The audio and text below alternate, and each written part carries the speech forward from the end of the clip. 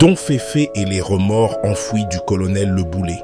Ce conte que nous allons vous raconter est tiré d'une histoire vraie, survenue autrefois dans un petit pays que l'on appelait le Zanana. Un pays battu par les vents, meurtri par l'histoire, où la mémoire marche pieds nus sur des braises encore chaudes. Moi, c'est Marcel Lochard, votre conteur, pour votre émission de prédilection. Tim, Boivette. Il est des remords qui ne crient pas. Ils ne marchent pas dans la rue. Ils ne passent ni à la radio, ni dans les journaux. Ils ne réclament pas justice à haute voix. Ils restent enfouis, comme des corps que la mère accepte de garder, mais qu'elle refuse d'oublier. On l'appelait le colonel Le Boulet.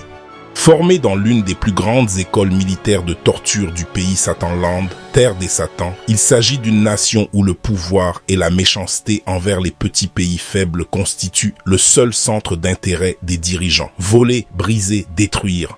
Voilà ce qui les font sentir grands. C'est un pays où les forces invisibles contrôlent le système politico-économique, mais qui présente, dans un contraste frappant, un peuple profondément généreux et moral, qui ne comprend rien à la cruauté de ses dirigeants. Colonel Le Boulet était un agent zélé, fier de son uniforme, droit dans ses bottes, convaincu de servir sa patrie. Il obéissait trop bien.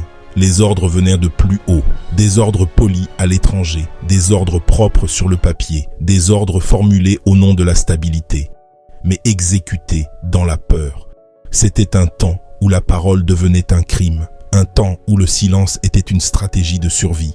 Après l'arrestation brutale et l'exil forcé d'un ancien président zananéen, le peuple, d'une seule voix étouffée, réclamait son retour. Les rues murmuraient, les radios résistaient, les médias tentaient encore de respirer. Mais le régime militaire en place, farouchement hostile à ce retour, installa une dictature féroce. La parole fut muselée, les micros tremblaient, les journalistes apprenaient à parler à demi-mot ou à se taire pour rester en vie. Les médias jugés hostiles furent systématiquement censurés, sabotés, écrasés. Parmi ces voix rebelles, il y avait Don Féfé. Don Féfé n'était pas qu'un animateur de radio. Il était un souffle, une voix qui refusait de baisser le volume. Il était aussi l'un des meilleurs amis d'enfance du colonel Le Boulet. Sur les ondes de sa station, Don Féfé dénonçait ouvertement les pratiques malsaines du régime militaire. Il nommait les abus. Il pointait les lâchetés. Il parlait comme on respire, sans permission. Pour le faire taire, malgré l'amitié qui les liait, le colonel donna l'ordre à un commando militaire, ses hommes de main, d'aller l'intimider. Seulement l'intimider, lui faire peur, le faire taire. Mais arrivés sur les lieux, les soldats trouvèrent une résistance inattendue. Don Féfé n'avait peur de personne. Il ne se mit pas de mots dans la bouche. Il les provoquait avec des paroles tranchantes et drôles. Sa liberté les désarmait. Dépassés, nerveux, ivres de pouvoir et de peur, les soldats perdirent le contrôle. Ils le frappèrent. Ils criblèrent de balles le bureau et la salle des nouvelles. Ils détruisirent l'émetteur interne de la radio. Ils le poussèrent violemment du haut de l'escalier. Ils lui bandèrent les yeux, le menottèrent et l'emmenèrent vers la mer, là où les cris ne remontent pas. Au large, à bord d'un vieux canot, ils lui ligotèrent les mains à une corde attachée à un bloc de moteur rouillé, puis ils le jetèrent vivant dans l'eau. Quand la nouvelle parvint au colonel Le Boulet, une colère noire l'envahit. Il s'en prit violemment à ses soldats, car ce n'était pas l'ordre de la mission. Il n'avait pas donné cet ordre-là, pas celui-là. C'est ce jour-là qu'il comprit que la conscience peut être noyée, mais jamais effacée. Le pays entier parlait de la disparition, les médias murmuraient, le peuple pleurait en silence, car Don Féfé était un chouchou du peuple zananéen.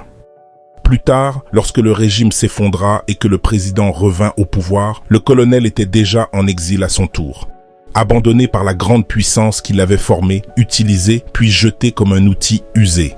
Environ 30 ans plus tard, au crépuscule de sa vie, rongé par le poids de ses actes, il confia à quelques proches le remords qui l'avait hanté depuis le jour où Don Féfé avait été assassiné.